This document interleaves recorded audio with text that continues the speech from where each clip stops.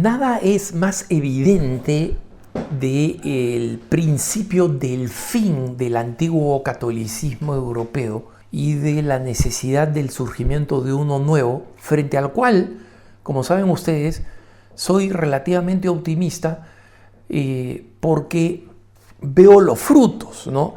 Y hay algunos hermanos que me dicen: Alejandro, en realidad la iglesia siempre va a estar bien porque Jesucristo prometió que las puertas del infierno no iban a prevalecer sobre ella.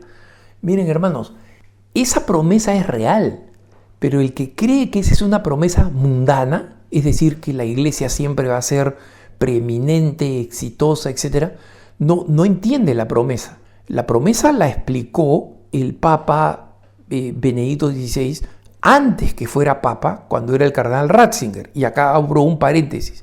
Algunas personas me han dicho: Alejandro, es una falta de respeto que tú hables del Papa Benedicto XVI diciéndole el cardenal Ratzinger, o Ratzinger, lo hables por su apellido. La razón es muy sencilla, hermanos. Cuando yo me refiero a textos del teólogo Joseph Ratzinger, lo llamo Ratzinger, porque esos textos, siendo excepcionales, no forman parte del magisterio. Si yo lo llamara el Papa Benedicto XVI, estaría implicando y en consecuencia confundiendo a la gente, haciéndole creer que de lo que estoy hablando es de un texto del pontífice, del sucesor de Pedro. Y el cardenal Joseph Ratzinger, y antes de ser cardenal, el teólogo Ratzinger, escribió probablemente 25 veces más cosas que las que escribió de su pontificado fácilmente. Entonces, de lo que estoy hablando ahora, cerrando el paréntesis, es de lo que explicó en una ocasión el teólogo Ratzinger, y dijo: miren, si al final de los tiempos la segunda venida encuentra a 4 católicos escondidos en una catacumba, la promesa de que las puertas del infierno no van a prevalecer se van a ver cumplidas, porque ese pequeño resto fiel va a seguir siendo la iglesia, y en consecuencia el sacramento de salvación, que es la iglesia, los fieles que testimonian, predican y transmiten los sacramentos, van a seguir existiendo aunque sean 4 o 5 al final. Entonces, no creamos que la promesa de que las puertas del infierno no van a prevalecer sobre la iglesia significan algún tipo de promesa de una victoria mundana. No es así, ¿no? Entonces, cuando hablo de la esperanza que yo veo en Europa, es porque veo fieles que son cada vez menos, pero que cada vez están más comprometidos. Pero decía, está claro el principio del fin, porque recientemente vi un estudio, curiosamente publicado en una revista de arquitectura italiana. Esta revista de arquitectura señalaba que en Italia existen 100.000 templos católicos. Catedrales, iglesias, capillas, parroquias de tamaños que quieran, ¿no?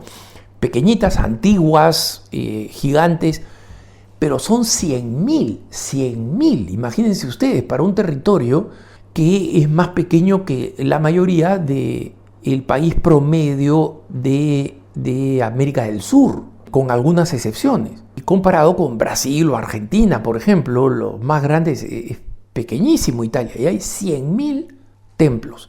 Y esta revista de arquitectura, ¿qué cosa es lo que dice? Es que cada vez más de estos templos católicos están siendo abandonados o ya están completamente abandonados, y aunque son de una enorme riqueza arquitectónica, muchos de ellos simplemente están abandonados.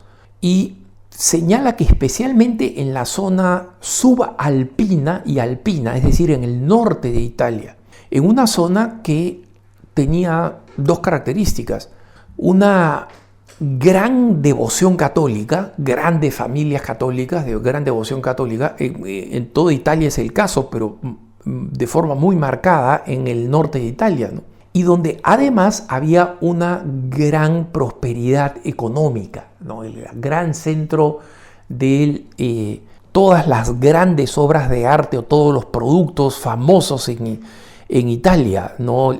Los productos de cuero, los productos de moda, etcétera, etcétera, hecho por múltiples familias y en consecuencia con un ingreso per cápita muy alto, y con la fe esto se traducía en la construcción de iglesias muy bellas, ¿no? Desde antes de la Edad Media y luego durante la Edad Media y el Renacimiento. Y en muchos de estos pueblos rurales simplemente se produjo primero una emigración de los jóvenes que querían una vida más promisoria, entre comillas, no querían seguir haciendo el trabajo de los papás, aunque fuera un trabajo, digamos, rentable, los cultivos, los trabajos en cuero, los productos de alta calidad, de gran belleza estética y de muchísimo costo, de muchísimo valor de venta internacional, pero no querían ser eso, querían ser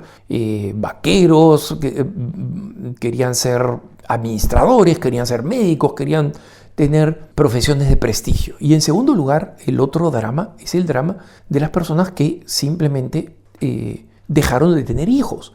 Entonces, literalmente lo que ha sucedido en el norte de Italia, pero también hasta la zona del centro, no solamente hablo acá del Piemonte, la Lombardía, el Val d'Aosta, no solamente hablo del Véneto, las provincias del norte de Italia, y no crean que soy un genio de la geografía, estudié en un colegio italiano y aprendí la geografía italiana, ¿no? Pero también en regiones como Toscana, la Umbria, o sea, acá estamos hablando las tierras de Santa Catalina de Siena, estamos hablando de las tierras de San Francisco de Asís, en muchos pueblos a los que quieran inmigrar con recursos económicos, les venden villas y casas que están abandonadas, pero que fueron muy bellas y que tienen mucho potencial arquitectónico. Las están vendiendo por cantidades emblemáticas, pero cuando digo emblemáticas me refiero a $5, $10, tal cual, con la condición de que las personas vengan a vivir ahí.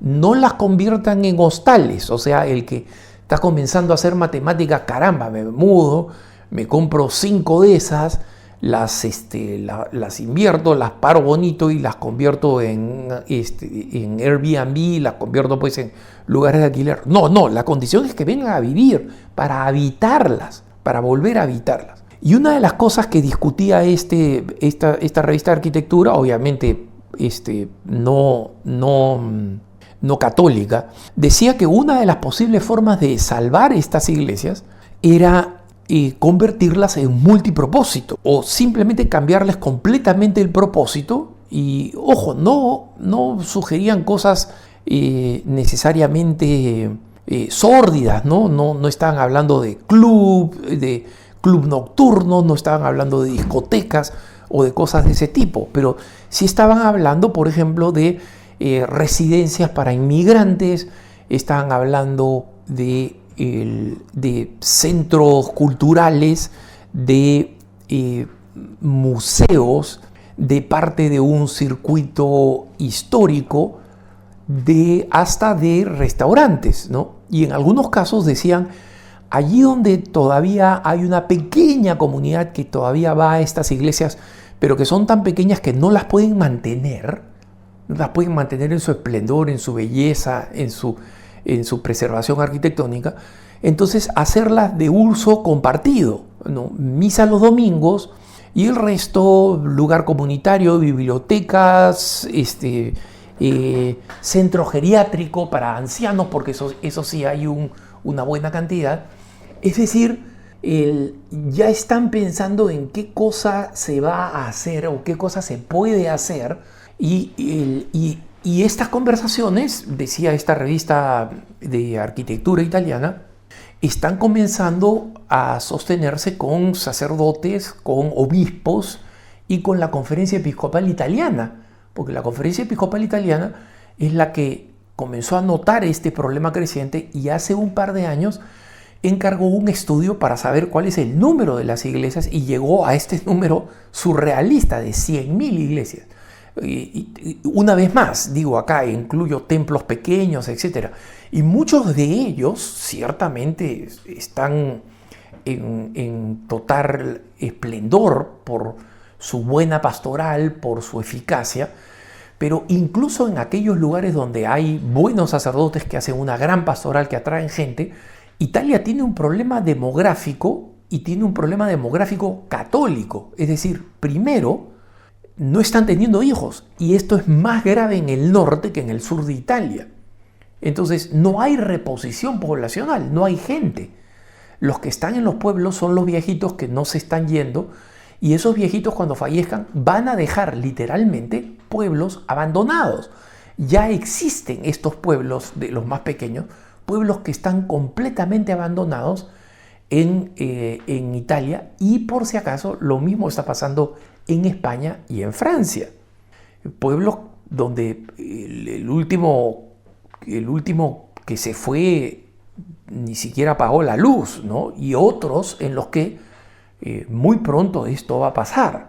Entonces, si no hay personas para atender para vivir en los pueblos, para vivir por la decadencia poblacional, tampoco hay personas, especialmente cuando los pocos que quedan ni siquiera practican o a duras penas practican, tampoco va a haber lugar para personas que se puedan encargar de estas iglesias. En consecuencia, lo que parecía ser un problema futuro, ¿qué se hará con tantas iglesias? Las grandes catedrales, la Catedral de Notre Dame, la Catedral de Colonia, la Catedral de Reims, la Catedral de Aachen, la Catedral de Milán, San Pedro, San Pablo Extramuros, Santa María del Mar en Barcelona, la Catedral de Barcelona, es decir, los grandes templos que nosotros vamos y visitamos cuando vamos de turistas o que conocemos, esos no están en peligro por ahora, pero algunos ya comienzan a enfrentar algunos problemas. Por ejemplo, la Catedral de Florencia, hay que pagar para entrar, ¿no? Y bueno, en algunos lugares están haciendo pagar para entrar a la Catedral de Lima con el super arzobispo que tenemos ahí, donde antes por lo menos las personas que decían estoy yendo al Santísimo a rezar, te dejaban entrar a rezar, ¿no? Ahora no, ahora para rezar tienes que pagar la entrada. Y esto es simplemente porque no hay suficiente masa crítica para mantenerlas. Entonces, ¿esto qué cosa significa? Significa que la iglesia de ese esplendor, adiós, está desapareciendo, se está yendo y va a desaparecer. Y en consecuencia, es muy importante que nosotros nos preparemos para esa realidad, para ese nuevo catolicismo, de un catolicismo pobre en infraestructuras. No va a tener estas iglesias, no va a tener estas catedrales, sabe Dios lo que va a terminar pasando con ellas, pero que perseveraremos algunas de ellas a punta de fe, no de que simplemente vamos a conseguir dinero aquí y allá, sino a punta de fe, porque los feligreses, los creyentes, nos vamos a terminar concentrando en algunos lugares donde la fe se puede vivir, donde se puede vivir en comunidad, donde va a haber comunidad católica extensa, y de ahí vendrá el resurgir, el reavivamiento de la fe. Pero el principio del fin ya está acá. Que tengas un buen día.